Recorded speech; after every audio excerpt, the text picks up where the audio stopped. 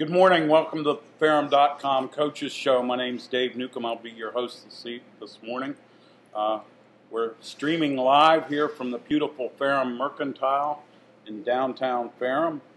And we're really excited today to have two people that are not coaches, but this gentleman on my left, Dave Naff, the athletic director, used to be a coach, and Kim Blair is kind of a coach for the college, institutional advancement vice president, and we're here to talk about a real special project and then athletics and in general this morning. So, Kim, it's nice to have you with us. Thank you, Dave. Glad to be here. And Abe, nice to have you. Glad to be here, Dave. Bright and early. I hope so. Thanks for the donuts. Thank you. Right. Well, I didn't get I think that's Gary Holden's treat, our producer, director, Thanks, and all Gary. things. Yeah. So, let's talk about an exciting project that's happening, and we have a picture back here, the conceptual site plan of the Ferrum Field Turf Project, Ferrum College Field Turf Project. Kim, you want to start with? Sure. This is obviously Coach Naff and our ID can talk about the pressing need that we have for this facility. We're excited about working to launch this initiative. We went live with our launch in January, and so we are communicating to all of our Ferrum family about this project. It is a $1.2 million project that is inclusive of lights as well. We feel this is something that really would be a capstone to the beautiful athletic facility that's continued to grow over the years, most recently with the Hank Norton Center and also with the Norton Tolley Press Box.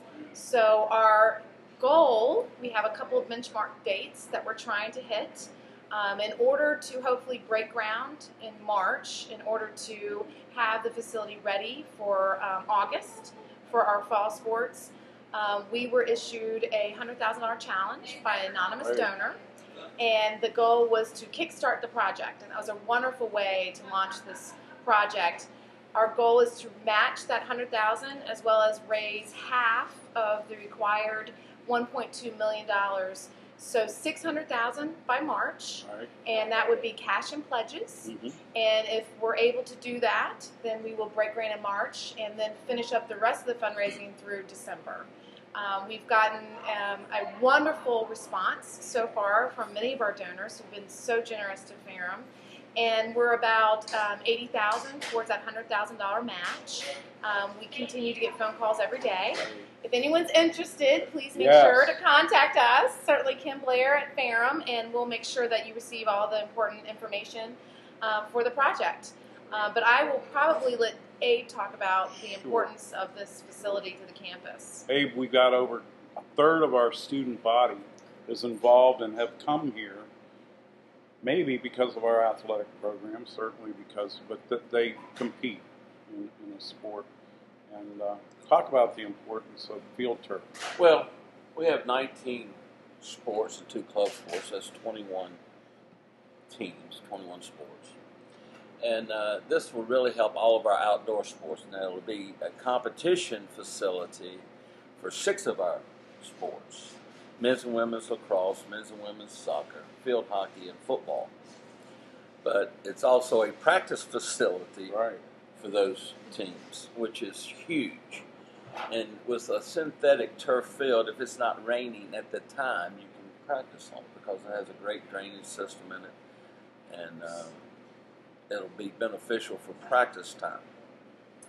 Now, softball and baseball would be able to take ground balls on the turf also. You know, and you know how January and February is in Ferrum with freezing and thawing, so that would be a facility that those 2 sports could use also. But intramurals could use it. And that's good to hear. Then our classes can participate on gym classes. Right. Because, you know, during the academic year, it's not used during the morning, and it'll be beneficial for the classes. But intramurals, it's always there. It's always playable. Right. And You know, most all small schools have it, and anyone above the Mason-Dixon line has it because, you know, the weather's just so bad. But it's going to have lights, and it's very nice lights because it's not just a football facility. When you got a lacrosse ball going 90 to 100 miles an hour, you need very good lights to see that, and you know, you'll be able to watch a bug walk across the grass. There's very good lights, but not only do we have synthetic turf lights, it'll be fenced all the way around. The site creates a few challenges. We have to have a retaining wall on the visitor side. We're going to move the bleachers. The bleachers have to be moved back 8 or 10 feet because you have to have the width for soccer and lacrosse. It's much wider than a football field. But with the Hank Norton Center and our new press box, and people don't realize this, you know, the aluminum bleachers that we put in a few years before that makes our stadium as good as anyone in the South region. And this synthetic turf will bring it up, you know, just put us a step above. And we're just so excited, but it's going to benefit all of our outdoor sports because a synthetic turf field becomes your indoor facility. Sure. Yeah. If it's not raining, you can be on it. Right. And maybe even if it's raining, you know, if it's warm enough, you can be out there. But it's going to help in field maintenance. It's going to help, and this is something people don't realize, it's going to help the longevity of our uniforms, whether they're practice uniforms or game uniforms, because there's no mud. Never thought of that. There's no grass stains, but uniforms are outrageous. Right. You know, a baseball uniform is $150 to $175. Let's think about that. That's pants and the top. Yeah. But all uniforms are just so expensive, and this will add probably at Ferrum 3 to 5 years. Yeah. At some other institute, maybe a year or two. But right, absolutely. And you know, it will be what we feel, and you know this, I've spoken to the coaches as well, but it would be such a recruitment tool that for with athletics being such an enrollment driver for the campus, I think students who are wanting to play to the next level are looking for. Abe often talks about the arms race, and a turf facility really allows us to compete for those top student athletes that want to come to a Division III atmosphere where academics are first, but athletics play an important role in their undergraduate experience. Sure. And, you know, a couple of schools I know very near to us have installed their turf fields years ago. Your alma mater and we're one of the few colleges in the state of Virginia that doesn't have a synthetic turf field at this point in time. But once we get it in, then we can get some high schools to come up and play the neutral site, or maybe a district championship, regional championships, a music venue. Sure. Because you're not going to tear up anything. Yeah. We have the parking, we have the seating. We could bring in our big concert to it. Absolutely. Commencement. It's unlimited, the usage that you can get out of it, and it's so important, and we really appreciate all the interest in it and the checks that are being made for it's it. great. And the amount of money we've already received, but we need more.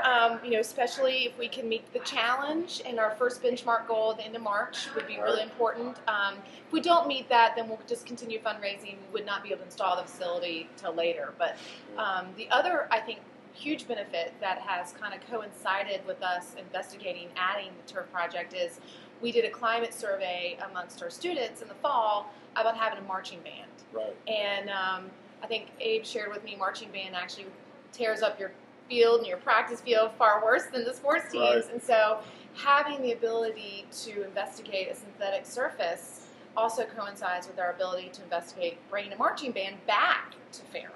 And there are a lot of students locally and within the region that perform in their high school bands, and we feel this might be another opportunity to attract some high school students to look at Ferrum by having a marching band. And I know the interest is strong. It is. For a marching band, and it would add so much to the whole athletic College atmosphere. program and the atmosphere. You know, so we want to raise a certain amount of money by the end of March. Correct. 600,000, 31st. which is half of the project, which is dictated by the Board of Trustees and the administration. To break ground on a facility, we are required to have 50% of the project raised cash in pledges. So the goal is to have the field ready to go in August. Correct. If we can start the 1st of April, the football team, the early arrivals will practice on that field in August. Boy, that's great. And you know, the cost of maintaining a field, It's outrageous. you know, and on a rainy day we have a game or need to have a practice, it's torn up. So it you know, really in the long run, it's a smart investment. Absolutely. And you don't understand the indoor facility when it's bad weather. It's very tough to put so many teams inside. We don't You know, have that facility really. right. And We have the YMCA. this will become the indoor facility. And you don't realize it until you're trying to get 300 or 400 student athletes practice time during their season. And then you have the non-traditional seasons that are outdoors that need a field to practice on also. Now our plan is to leave the current soccer field intact, you know, and that's a very nice surface. And we could actually have, you know, in our conference, with our conference so big, soccer teams traveling together, you could actually have 2 soccer games going on at the same time. So you could move them later in the day so they wouldn't miss any class time. Right. And it's so important, and that's why you would not put a synthetic turf field in without lights, because you have to utilize it all day long. And it's just unbelievable. The drawing is beautiful. The black end zones. Gary, can with we the zoom in on this? It's the conceptual site plan. So we're looking at football, men's and women's soccer. Right. Just to orient it, the Norton Center's here, lacrosse. and the press box is here. Current stadium is right here. Baseball field, baseball center, turf field would be right where Attic Stadium is. And we're going to sew the lines in for our fall sports. Football, soccer, and field hockey will be on the field permanently. And then you have markings for your spring sports. So it's very easy to paint those lines To change in. the mark. So this would complete really our athletic projects that we've been working hard. Our facilities have improved. If folks haven't been to our campus in a while, they would, with the Norton Center, Adams Stadium, and the facelift and bleachers and sports gym, a new floor, new lights, and now air conditioning units. Sports is really and renovated. the coaches love the atmosphere Absolutely. in there. We can fill that place up. It's a nice looking facility. So yeah, this would complete athletics and make us competitive, and that's the word, competitive. We've just got to keep up, and we've done a great job of that, with the exception of this. So this would be your crowning jewel, Coach Naff. This would really help, and it's exciting, and to think that we have an opportunity, a chance to make this happen is just great. Right. And I know our current student athletes are very excited about it, and I know the athletic director is. Yeah. And Kim, you're the vice president for institutional advancement. Athletics is under you. And talk about Kim Blair. Who are you? Where are you from? You know, people may not know. So I don't know that they'd be that intrigued. Well, In my 5th year at Ferrum, and started in June of 2010. Was a college athlete. Right. And I say that, hope not any of my teammates are watching, because I was absolutely more of a practice teammate, but enjoyed the college experience playing women's basketball. At my alma mater down the road a little bit. Spent some time at Roanoke College, both as an undergrad and certainly an employee there, and then transitioned to Virginia Tech. Right. And where I'm from, my hometown is Blacksburg, and family's still there, and And then in June of 2010, I came to Ferrum and have been blessed and enjoyed every minute of it. And I think in my experience, what continues to set our Ferrum College family apart from institutions that I'm aware of and I know and travel with colleagues, the Ferrum family is true. I mean, when you say the word family, it's absolutely authentic and genuine. And our student athletes from all sports feel the love on many different ways, from fan support and the support I think that the college gives to them as well. But our alumni from all across the region, the state, nationally, have been key to a lot of the great success that we've been able to do from a fundraising perspective. We just finished our 100-year celebration in 2013, and coinciding with that, we launched our Centennial campaign. We'll be finishing that up this semester, and very happy to say that we're going to be able to announce that we've met our dollar figure goal and surpassed it, and that's been quite an achievement.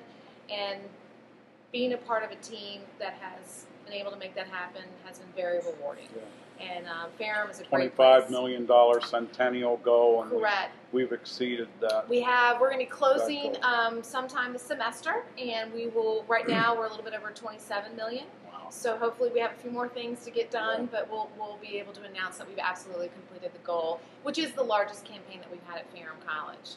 Yeah, well, we know and love the Ferrum family. What about the Blair family? How many young ones? And your daughters play lacrosse. They do. And they're in basketball season. Basketball. I have my wonderful husband Tommy, and he and I live in Salem with our 5 kids, 4 girls and a boy. Wow. I have an oldest senior at Salem High School. She'll be graduating in May and pursuing college sports in her career, which I'm very excited. Important very when excited she's for looking her. at facilities. Absolutely, and I think so. And Abe and I've talked about this a lot. I think for women in particular, D3 sports have taken on even more competitive nature. There's not as many women who compete in high school and that go on to compete on the D3 level. So having the quality coaching staff that we have, as well as the facilities, as well as the support from the campus community, is vital in how we try to recruit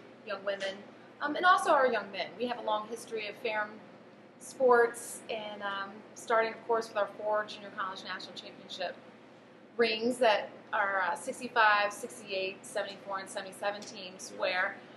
So we have a lot to uphold, and I'm just amazed of what our AD, Coach Naff, has done, our SID, Gary Holden, all the coaches who've come and been a part of that Ferrum family to mentor and shelter those students while they're here. They continue to go on and achieve great things once they leave here. Yeah. Karen Harvey, in my opinion, one of the great coaches here is absolutely an ex-teammate of yours. She is, and I think I use the term teammate loosely. Karen's legit. She's the real deal. She's a Hall of Famer. Her jersey's on the wall. Exactly. At College. Got a little bit more few inches on me, but she's the real deal, and just as important, a quality person as well. And Abe, you've been here a while, since before me actually. 31 years, 1984. Great career as a college coach, baseball coach, one of the winningest in the world, and it's been a great run for you. Yeah, we had a very good run. We had a lot of great players. I mean, just unbelievable players and great assistant coaches, a community that supported us tremendously, an administration that cared, and just had a great run. And coaching was so fun and had a lot of great days. And I love the player-coach relationship, and sometimes I miss that.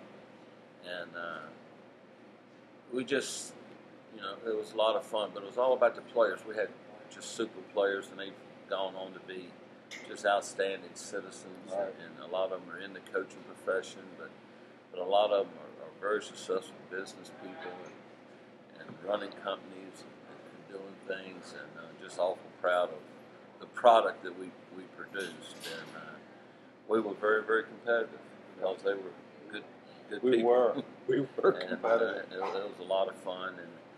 And our baseball program, last year they tied for the conference championship. They were picked to win it, and that's the way it used to be.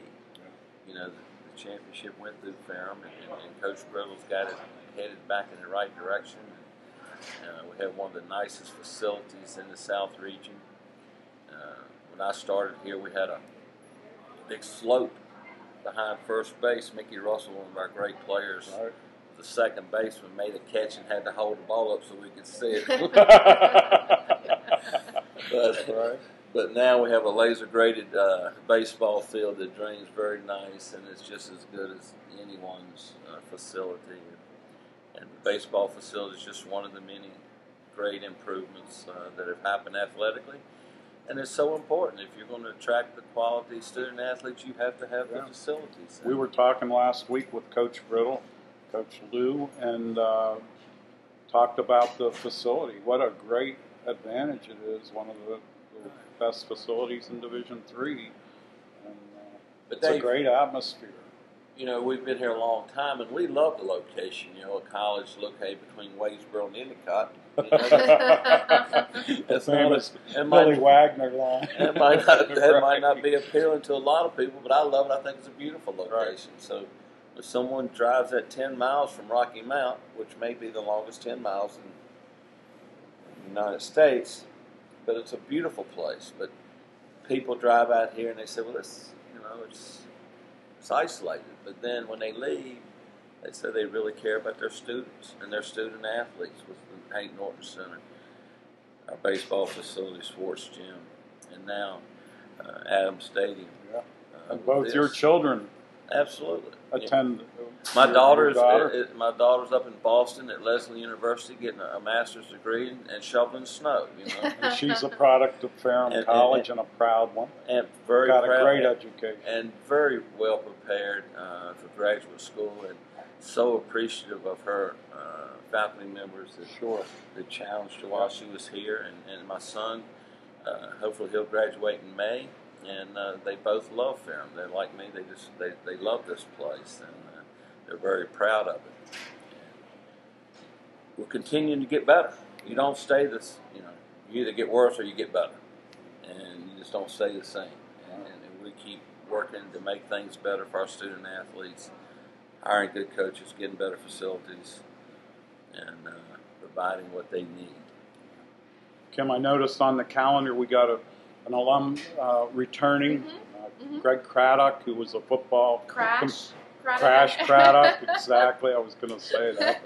I didn't know if he still went by Crash, but well, the word is out. I've already heard, so it yeah. might come out a bit. He's coming to campus next Wednesday. Greg has been unbelievably successful since he's left Ferrum, and 92 grad. 92 grad. We have a wonderful program called our Executive in Residence program, where we bring back corporate leaders back to campus. We embed them throughout the day with our faculty in the classroom. Great program. It's unbelievable. And we've really been fortunate to bring top quality regional, state, and national speakers to campus at no cost. They come, they learn so much about the region, about our campus, and truly what Ferrum College is about. And I dare say that none of them walk away not taking a little bit of Ferrum love away with them, and they stay in touch with the campus. I love bringing back Ferrum alumni, and so having Greg take time out of a very busy schedule and give us a day is huge. And so he'll be with us all morning. We invite the community and the public. We have a keynote address for him at 11:15 in the Blue Ridge Mountain Room in Franklin Hall. And that time is specifically designed for everyone to understand who Greg is, what has motivated him to be successful, and hopefully pass along, it's really geared towards the students, what are some things that he's learned in his time and travels, even though he's still a young guy, to help him lead a life of where he's continuing to be successful. And so we couldn't be more excited. And I'm sure he'll be spending some time with Coach Harper and our football program. Sure. But the benefit of having our alumni come back and given a platform to showcase how successful our graduates are in the world, particularly when higher education is continually being asked, you know, where are your student outcomes? And Greg is someone who we're very proud of and very excited he's coming back to his alma mater. Great. Kim, thank you so much for taking your time today. I know you're busy. You have a meeting. You all are doing a show after this, the radio show. Coach Naff, thank you for all your service to Ferrum. It's been a great run. And anyway, next week, Brian Harvey, our women's basketball team's been on a win streak, although I think we didn't win last night, but we've done well. Had a good run. And anyway, this is Dave Newcombe saying so long.